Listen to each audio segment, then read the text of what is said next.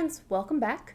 For those of you who don't know me, my name is Katie, and this is my channel all about sustainability, travel, and blogging, kind of rolled into a personal vlog. Today we're going to be talking about the Elephant Cafe out in Livingstone, Zambia, and why I think it's such a great example of sustainable ecotourism. So let's jump into that.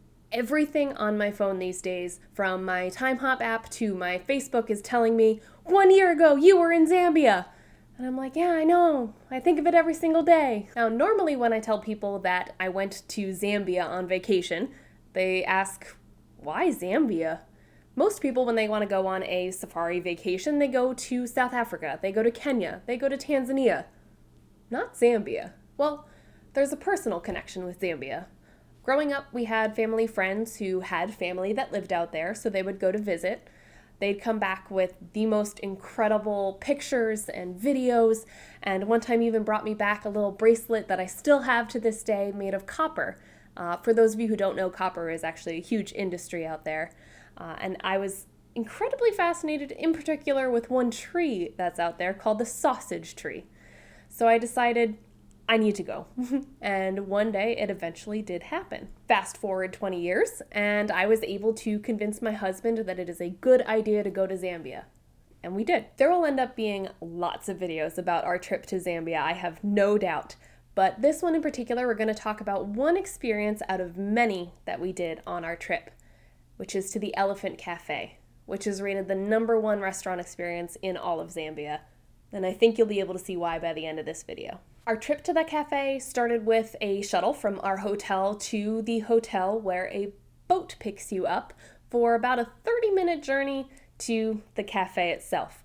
I thought it was just going to be a fun means of transportation to get to the cafe. I had no idea how cool it would end up being.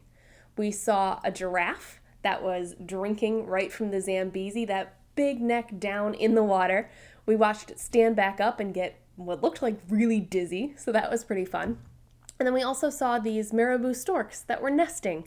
And I've got a soft spot for marabou storks. The zoo I used to work at had a few, and they were such characters, and it was really neat to be able to see them out in the wild nesting. We eventually made our way to the cafe, and I was pumped. I had read everything there was to read about the experience. I had watched the videos and seen the pictures that our family friends had sent of them doing the experience, and I was ready. Little side note, elephants are my favorite animal.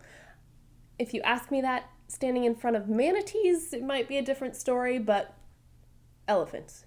Definitely elephants. Or manatees. Definitely elephants. Now, I'm pretty sure they gave us a glass of champagne right as we walked off the boat, but I'll be honest, I was way too excited to form any memory from that particular situation. There were these big, beautiful gray creatures standing just about 30 feet away, and I did have to pay attention to the instructions they were giving because they do start the experience with kind of rules about the whole thing.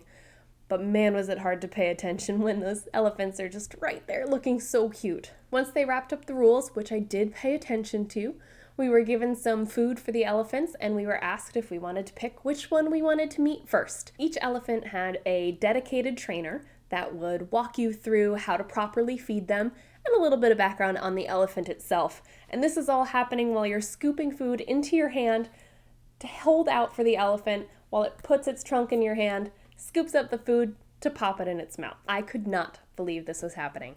I was feeling and touching and interacting with my favorite animal, and it was so calming. I say that even though my heart was racing a mile a minute out of pure love, but it was so neat. You could feel the personalities of each elephant through their trunk as they took the food from you. I know that sounds crazy, but I swear it's true. Eventually, we had to stop. No, don't make me. I want to stay here forever. That way, the elephants could go into their barn for the evening and we could have our dinner. It was at this time that we got the story on why the elephants were here and why they participate in this activity. And it's actually because many of them used to be a part of elephant rides. As elephant riding has started to phase out in the reputable hospitality arenas, the elephants transitioned over to this feeding interaction, which is completely voluntary. The elephants don't have to come over in the first place if they don't want to.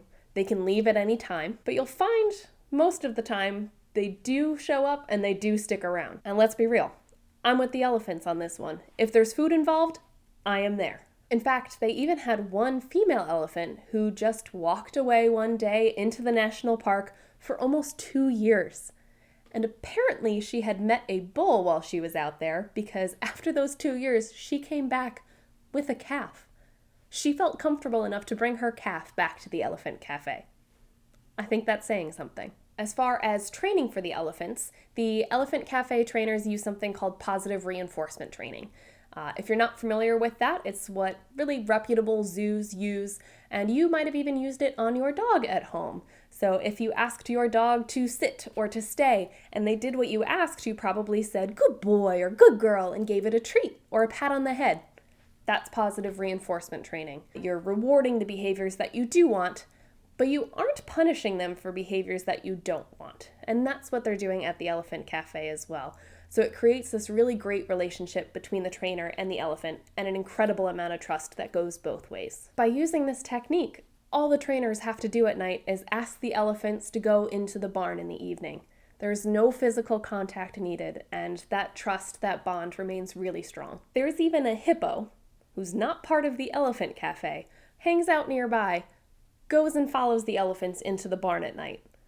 I don't know, it must be a pretty good place if a hippo is willing to follow these random elephants into a barn every night. What a feel-good way to end the interaction before heading over to a delicious dinner, which also happens to be sustainably sourced. The chefs source out the produce from their meals from local farms, local markets, sometimes even the wild. Sometimes you're eating what the elephants are eating too. We dined on 5-star food, sitting on a dock overlooking the Zambezi River, listening to hippos serenade us as they came in for the night. It is an incredible experience. It can be really hard to wade through all of the different wildlife tourism experiences and find the good ones, because unfortunately there are a lot of companies out there that are exploiting wildlife strictly for profit. And that's a problem. And it's a problem for 2 reasons. One, just the general exploitation of the animals and the treatment of the animals at those facilities. And 2, it takes away from the places that are doing it right. It gives the wildlife tourism industry a bad name when not all of these places are bad. In fact, the ones that aren't bad and that are doing it right, I think need to be raised up. I think there's a lot that people learn and gain from experiences with wildlife that make them care about those animals in the future. So I want to wrap up this video with a few tips for those of you looking to do wildlife tourism. 1, determine if that company uses positive reinforcement training like they do at the Elephant Cafe. We just talked about what a great relationship the people and the animals have and how safe everybody is. 2, check out any accreditations that company might have. For example, if you want to visit a zoo in the United States, you can check to make sure that they're AZA accredited. 3, read about others' experiences before you go. You can get a feel for what that place is like through reviews. 4, figure out how many people are allowed to do that interaction each day. Generally, the fewer people, generally the higher price, but a better, more reputable situation.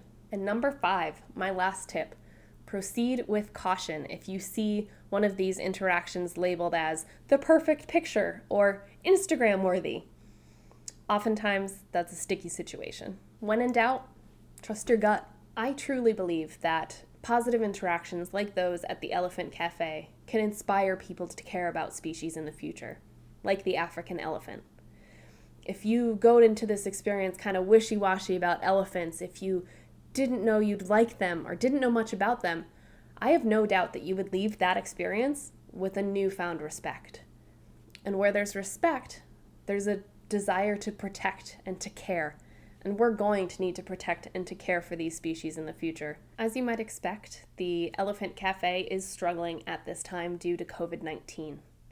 Elephants still need their food supplemented from what they get out in the bush, and they need to pay the staff that have volunteered to stay away from their families and take care of these elephants during this crisis. Without the Elephant Cafe operating and guests coming in, they aren't making the money to do that. So what you can do is you can make a donation to the Elephant Cafe. I'll put a link in the description below, and you can help support both the elephants and the trainers that are dedicating their life to those elephants. Till next time, thank you for joining me, and take care.